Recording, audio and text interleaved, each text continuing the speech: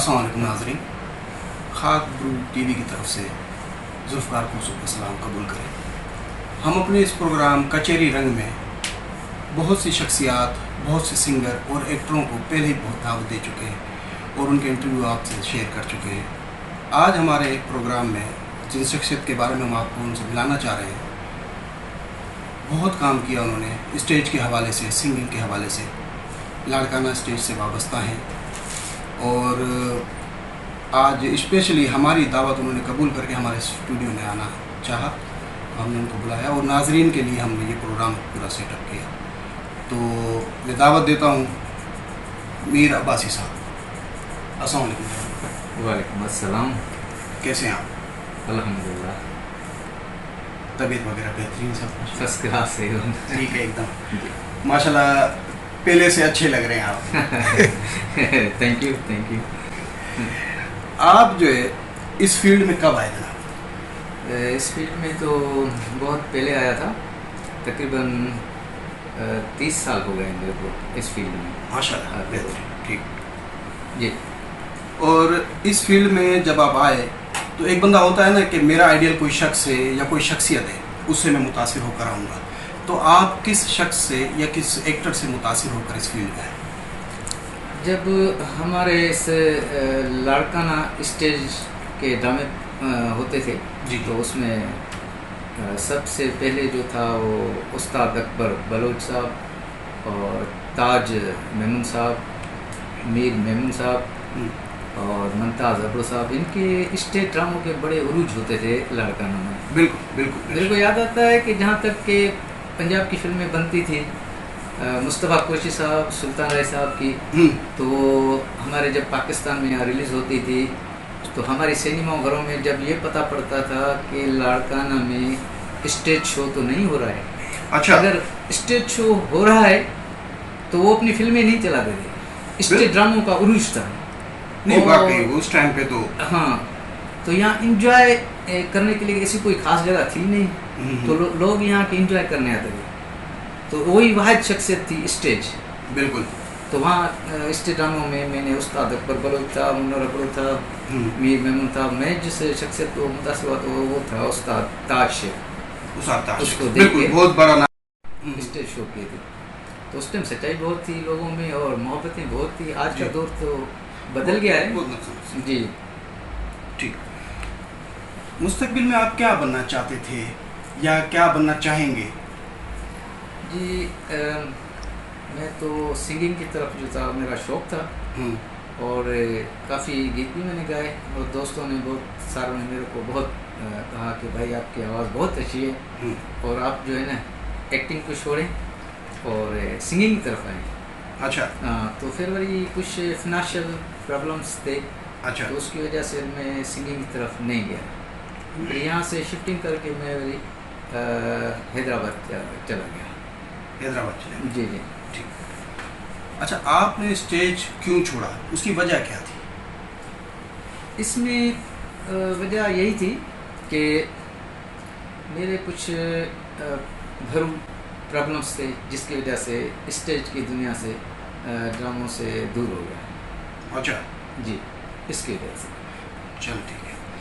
अच्छा, स्टेज की ज़वाल जो है, जो उसका उतार हुआ, उसकी आपकी नज़र में क्या वजह है और अगर इसका उभार किया जाए, इसमें कैसी इस्लाहात हैं जो वो की जाए तो इसका उरूज दोबारा हासिल किया जा सकता है? आपकी नज़र में क्या राय है स्टेज के ज़वाल और उरूज के बारे में? जी हाँ, ज़वाल तो इसलिए आया कि जो हमारे दौर में उधर टाइम में डायरेक्टर जो थे वो सिलेक्शन जो करते थे, जो किरदार किसी को सूट नहीं करता था तो उसको नहीं देते थे।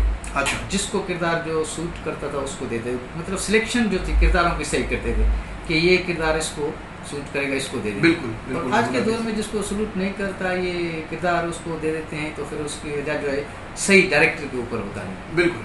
तो इसीलिए ड्रामे जो फेल भी हो जाते हैं और जब कामयाब होते हैं तो उसको डायरेक्टर को सही सिलेक्शन करनी चाहिए। मतलब आपका कहने का मतलब है कि अनप्रोफेशनल बंदे जिनको इस काम की समझ नहीं है, जी हाँ, वो इस फील्ड में आ गए, हाँ, उनको ना तरीक़ेकार पता है, किसका एक्टिंग का क्या हवाला है, क्या मामला है और कौन सा किरदार किस शख्सियत पे सूट करता है, वो इसकी बड़ी वजह बनी। बड़ी वजह, हाँ यही वजह है कि इंसान जो देखता है कि भाई इसको ये किरदार सूट करेगा तो वो उसको देगा और सच्चाई के साथ काम करेगा दिल लगा के। तो ये दारोमदार सारा जो है डायरेक्टर के ऊपर होता है। आजकल के डायरेक्टर ऐसे हैं, बस वो क्या कहा जाए तो इसका कहने का मतलब यही है कि अगर किरदार सही जो है जिसको सूट करता है उसको दे और सिलेक्शन सही हो, तो मैं समझता हूँ पूरे पाकिस्तान में वो ड्रामा कोई भी चीज़ हो, फिल्म हो, फैलाव नहीं जाए। नहीं हो सकती, बिल्कुल। अच्छा, माशाल्लाह आप एक टाइम में सिंगिंग भी करते थे, आपकी आवाज़ भी बहुत अच्छी थी, हमने सुनी। सिंगिंग की तरफ नहीं आए, इसकी क्या वजह है? बहुत अच्छा प्रोफेशनल है, लोग सिंगिंग को पसंद भी करते हैं, आपकी आवाज़ भी माशाल्लाह अच्छी है, तो इस तरफ आने, चलो एक्टिंग तो आपका कोई मसले थे घरेलू, तो आपने उससे दूर हो गए। सिंगिंग तो आदमी एक आम टाइम में बिल्कुल एक्स्ट्रा टाइम भी हो तब भी कर सकता है, तो सिंगिंग की तरफ क्यों ना आए, इसकी क्या वजह थी? इसकी यही वजह थी कि सिंगिंग में माशाल्लाह सब दोस्त जो थे मेरे फ्रेंड्स वो सारे लाइक करते थे, सुनते थे, कहते यार ये आपकी आवाज़ बहुत अच्छी है, आप सिंगिंग की तरफ आए। मैं गाता तो था लेकिन कुछ घरेलू प्रॉब्लम्स थे जिसकी वजह से मैं सिंगिंग में नहीं गया। काफ़ी गीत मैंने गाए हैं।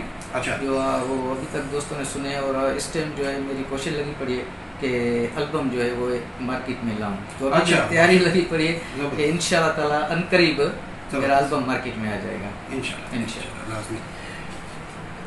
तो अगर हम आपको ये कहें कि नाजरीन के लिए, क्योंकि आपको भूले हुए बड़ा टाइम हो गया, नाजरीन को स्टेज पे देखे हुए या सिंगिंग करते हुए बड़ा टाइम हो गया, अगर 2 शेर हो जाएं नाजरीन के लिए तो ये अच्छा रहेगा कि आपकी आवाज़ दोबारा इस माहौल में गूंजेगी, दोबारा इन स्टेज ड्रामों में नज़र आएगी, तो प्लीज़ नाजरीन के लिए। भूल सकता नहीं दिल मेरा मोहब्बत तेरी, आज जो कुछ भी हूँ मैं ये है इनायत तेरी। बहुत ज़बरदस्त माशाल्लाह। क्यों सिंगिंग छोड़ दिया आपने सर? ऐसी आवाज़ों को तो ढूंढते हैं। तो एक और आपसे सवाल करना चाहूँगा, थोड़ा वक्त मुख्तसर है और भी मामलात हैं। तो जाफ़र मेमन जो आपके बहुत बचपन के दोस्त थे, बहुत पुराने दोस्त थे, हमने भी उनका नाम सुना और एक सहाफ़त की दुनिया में एक नाम था उनका, तो उनके बारे में आप क्या कहना चाहेंगे? जो आपकी यादें हैं, जो उनके साथ बचपना गुजरा आपका, तो आप कुछ शेयर करेंगे नाजरीन के साथ कि वो आपके साथ किस तरह थे या आप उनके साथ किस तरह थे, कुछ यादें उनकी। मैं जाफ़र साहब के लिए तो क्या कहूँ कि मेरे पास तो एक तो लफ्ज़ नहीं है। बिल्कुल, मेरा बचपन का दोस्त था जाफ़र साहब, और मैं तो यूँ कहूँ कि जाफ़र साहब की तारीफ़ में यूँ सूरज को जैसे चराग दिखाते हैं, बिल्कुल वो है कि जाफ़र साहब और हम छोटे होते थे, एक ही मोहल्ले में घूमते थे और खेलते थे। जाफ़र साहब में बहुत खूबियाँ थी, सोशल वर्कर था, दोस्तों का दोस्त था और एक नेक और सच्चा इंसान था। सहाफ़त में जाफ़र ने सच्चाई से काम किया और सच्चाई का साथ दिया, और कभी उसकी सच्चाई का दामन उसने छोड़ा नहीं जाफ़र साहब ने। तो मैं तो इतने ही लफ्ज़ कहूँगा। थैंक यू जनाब। सच की राह में बड़ी मुश्किलें आती हैं।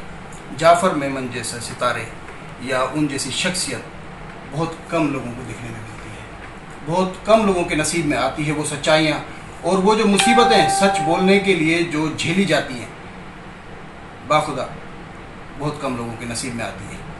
अजीम लोग थे, ग्रेट लोग थे, सहाफ़त ही उन्हीं को माना जाता है।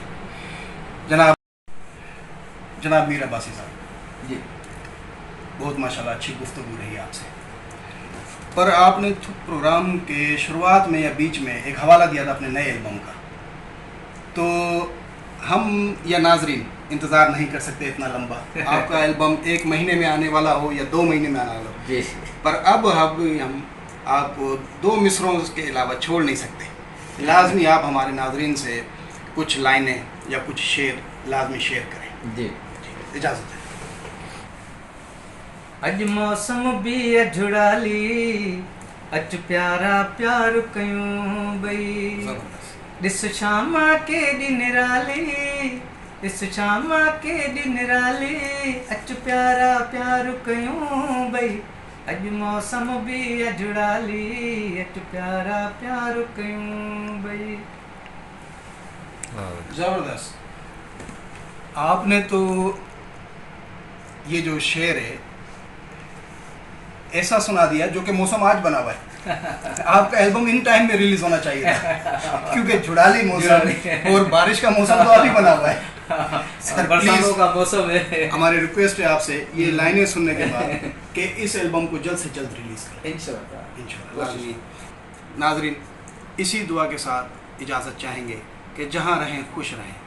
कैमरामैन इकबाल खोसो के साथ डायरेक्टर मीर मेमन साहब, अपने होस्ट जुल्फ़कार खोसो को इजाज़त दीजिए। अल्लाह ने